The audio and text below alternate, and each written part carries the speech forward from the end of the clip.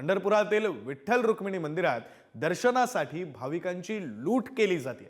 VIP दर्शनाच्या नावाखाली एका व्यक्तीकडून भाविकांची आर्थिक फसवणूक केली गेली आहे। मंदिरातील पुजारी असल्याचं सांगत पालघरमधील व्यक्तीकडून भाविकांना गंडा घातला गेलाय। पंढरपूर शहर पोलिसात गुन्हा दाखल करण्यात आलाय, तर आरोपीचा शोध हा सध्या सुरू आहे।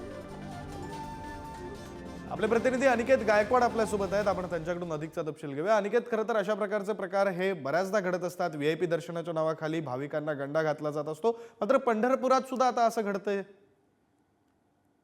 नक्कीच विक्रांत, आपण जर पाहायला गेलं तर पंढरपूर आणि विठ्ठल रुक्मिणीचं जे मंदिर आहे पंढरपुरामध्ये, यामध्ये देखील भाविकांची लूट असतानाचं चित्र आपल्याला दिसतंय। मंदिरात पुजारी असल्याचं सांगत जे आहे ते पालघर जिल्ह्यातील भाविकांकडून तब्बल 11,000 रुपये उकळ्याची बाब जी आहे ती समोर आलेली आहे।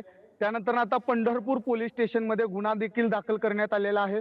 त्यामुळं पुजारी असल्याचं जे निष्पन्न झालेलं, पुजारी नसून गंडा घालणारी व्यक्ती जी आहे ती निष्पन्न झाल्यानं आता पोलिसात जे आहे ते गुन्हा दाखल करण्यात आहेत। त्यानंतर पोलीस जे आहे ते तपास देखील करत आहेत। मात्र विठ्ठल रुक्मिणी दर्शनासाठी 11,000 रुपये घेऊन मंदिरात प्रवेश करताना पोलिसांनी चौकशी केली असता हा प्रकार उघडकीस आलेला आहे। त्यामुळे एकंदरीत आपण जर पाहायला गेलं तर मोठ्या प्रमाणात भाविकांची आर्थिक लूट होत असतानाचं चित्र दिसतंय आणि ते देखील विठ्ठल रुक्मिणी मंदिरामध्ये दिसतंय विक्रांत। खरं अनिकेत, खरं तर विठुराया म्हणजे सर्वांचा देव, सर्वसामान्यांचा देव असं म्हणतो, मात्र त्याच्या नावाखाली सुद्धा लूट सुरू आहे। धन्यवाद तुम्ही दिलेल्या या सगळ्या तपशिलासाठी।